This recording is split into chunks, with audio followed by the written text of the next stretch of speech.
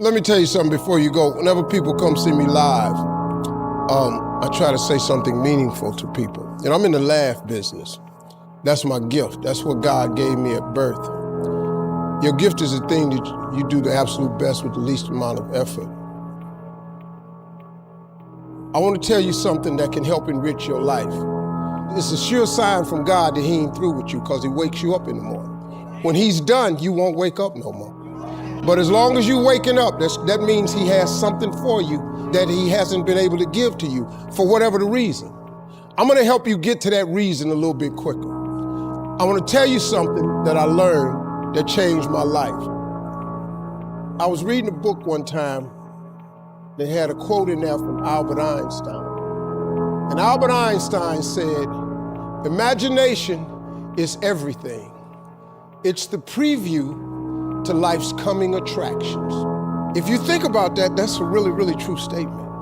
Because everything you see in this world came from somebody's imagination. Everything. Somebody was talking on the phone one day, on that wall phone, connected to the cord, and tried to walk, and it didn't go no further. And he wanted to just go outside and get something out the car. Somebody said, "You know what? I wish I could take this phone outside."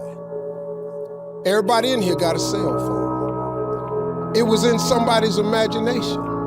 Somebody imagined that. Somebody imagined everything. Somebody got tired of walking. Somebody got tired of driving cars. Somebody said, "We're gonna fly." We're not finna fly. Everybody in here have been on a plane. See, your imagination is the evidence of things not seen. You know why they call it the evidence of things not seen? Your imagination, you the only one can see it.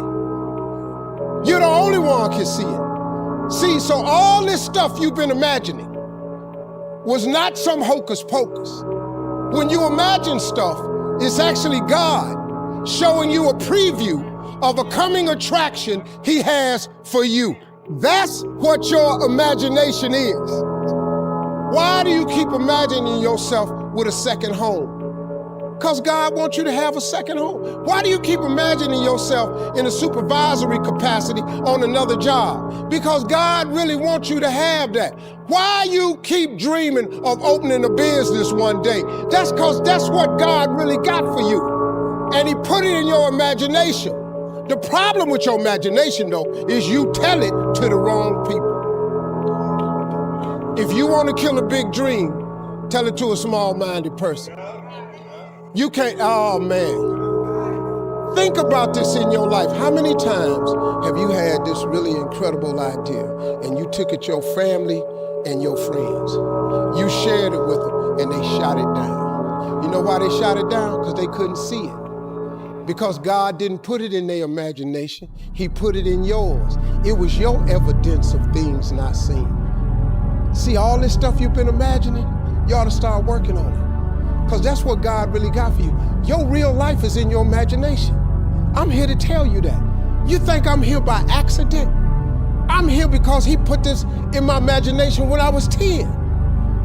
When I was 10, he showed me I was going to be on TV. That's all I ever wanted. The assignment when I was in the 6th grade was everybody write their name on a piece of paper and write what you want to be. You know what I wrote on my paper? I want to be on TV. Now, the problem I had, though, was I used to suffer with a serious stuttering problem. I couldn't talk outside my house. I stuttered for years. I flunked out of school. I'm on my 3rd marriage. I lost everything I ever owned twice. I've been homeless and lived in a car for 3 years. But at 10, though, I wrote on a piece of paper, I want to be on TV. So the teacher went around the room and read everybody's paper. Had you stand up when she called your name, and the only assignment was your name and what you want to be. Doctor, lawyer, dentist, basketball player, football player. I wrote I want to be on TV. She saved me for last. She said, "Little Stevie, come to the front." Now I'm thinking, I'm going to the front because I got the best answer. Because ain't nobody had put that on their paper. She called me to the front. I'm thinking I'm finna give me a gold star. But I was wrong about that. She called me to the front to humiliate me. First of all, you know I can't talk. I suffered with stuttering stammer so bad, man. I couldn't talk at all. And that lady lit in on me. "Why did you write this on your paper?" Now I'm standing there, I can't talk. Who in this school ever been on TV? Who in your family ever been on TV? Who in this neighborhood ever been on TV? I'm crushing, man. I'm standing there dying. She said, look at you standing there. You can't even talk. How they gonna put somebody like you on TV? So every Christmas, I send her a flat screen TV.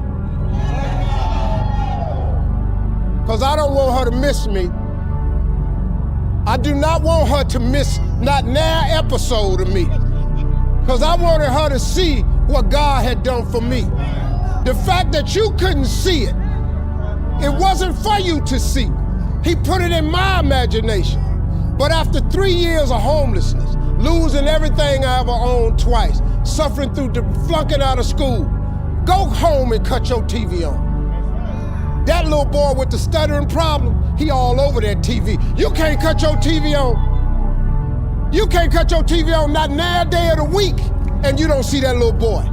That little boy with the stuttering problem is all over that TV because God put it in my imagination. All I did was hang on to that thought. I just kept hoping. I just kept hoping that what I had wrote on the paper would come true. A lot of times it wasn't about no faith. I didn't believe it sometimes. When you homeless and living in the car, how you see yourself as a TV star? But I just kept hanging on there. Because my mama was a Sunday school teacher, I kept hearing her say, God didn't bring you this far to leave you. God didn't bring you this far to leave you. Why do you think he keeps waking you up? Because he got more for you. He got way more for you. He got plans for you. But he needs your faith. He just needs you to call him. He needs you to dust off your imagination and just go for it. You got to try. Quit waking up thinking you ain't got no say-so in your life. You have a choice in this matter. You can't stop what happened to you, but you can doggone sure do something about what happened to you. Life is 10% what happened to you, is 90% what you do about it. Somebody in your family gonna die. Somebody in here gonna get fired. Somebody here gonna get an eviction notice. Somebody gonna get laid off. Somebody company gonna close. That's life. Somebody you love gonna break up with you. That's life. But what you gonna do about it though? Since it's gonna happen anyway. Trust me, go home and ask God to open up your imagination and then pursue it with everything in you and watch what he do for you. Appreciate y'all.